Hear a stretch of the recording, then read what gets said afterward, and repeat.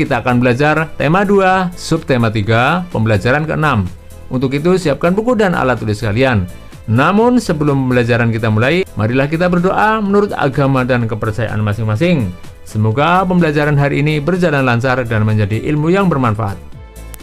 Anak-anak, pada beberapa pertemuan yang lalu, kita telah belajar tentang buah-buahan dan sayuran yang menghasilkan energi alternatif. Sekarang, simaklah tayangan berikut. Tahukah kamu bahwa energi listrik juga dapat dihasilkan dari kentang? Berikut cara kerjanya. Bahan yang dibutuhkan: 1. Beberapa buah kentang, masing-masing dipotong menjadi 2 bagian sama besar. 2. Kabel dan kawat sebagai penghantar arus listrik. Kamu dapat menggunakan kabel atau kawat dari percobaan yang sebelumnya. 3. 1 buah bola lampu senter. 4. Penjepit buaya.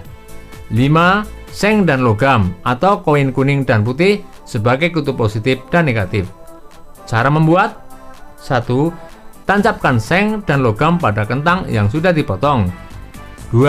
Hubungkan seng dan logam menggunakan rangkaian kabel atau kawat yang telah dipasang pada penjepit buaya dan hubungkan pada bola lampu.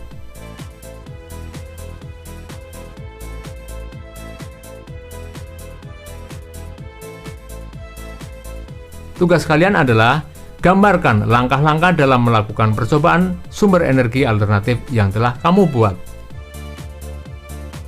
Lakukan percobaan bersama orang tuamu di rumah sesuai langkah-langkah dan gambar yang telah kamu buat. Anak-anak, kita mempunyai kewajiban untuk menghemat energi yang jumlahnya sangat terbatas, karena energi tersebut suatu saat akan habis. Selain menghemat, kita juga mempunyai kewajiban untuk terus-menerus mencari cara untuk menciptakan energi alternatif agar kebutuhan akan energi tetap dapat terpenuhi. Diskusikan secara berpasangan, mengapa kita perlu mengembangkan energi alternatif? Apa manfaat energi alternatif bagi kehidupan?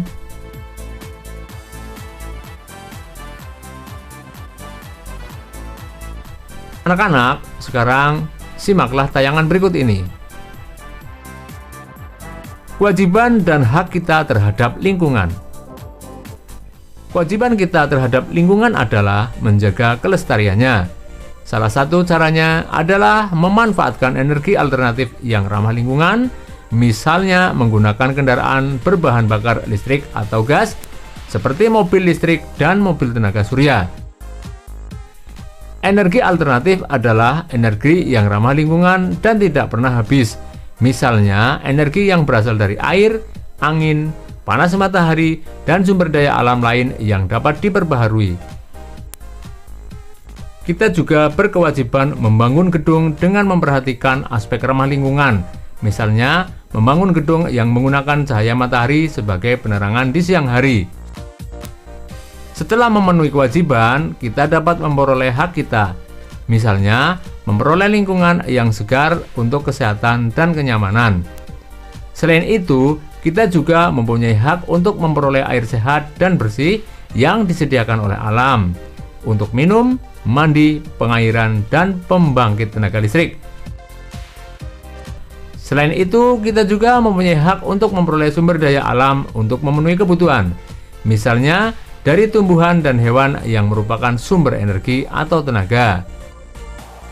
Sebelum memperoleh hak kita terhadap lingkungan, mari kita laksanakan kewajiban terlebih dahulu.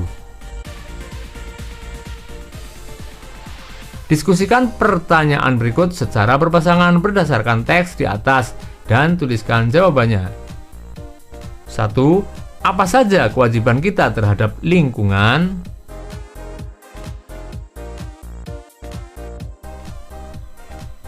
2. Tulislah 3 contoh sikap ramah lingkungan dan jelaskan.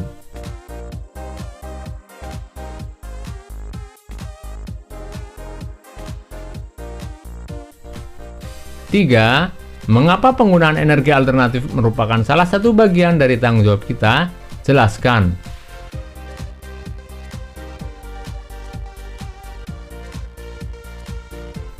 4. Berikan 3 contoh kebiasaan yang dapat kamu lakukan di rumah untuk menghemat energi.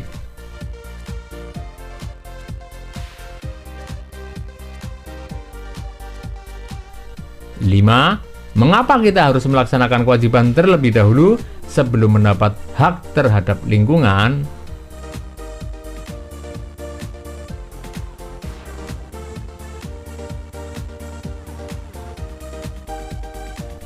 Demikianlah pembelajaran hari ini anak-anak. Marilah kita tutup dengan doa. Semoga apa yang telah kita pelajari bisa bermanfaat bagi kita semua. Jangan lupa jaga kesehatan badan, jaga kebersihan lingkungan, sehingga kita terhindar dari penyakit. Sampai berjumpa kembali di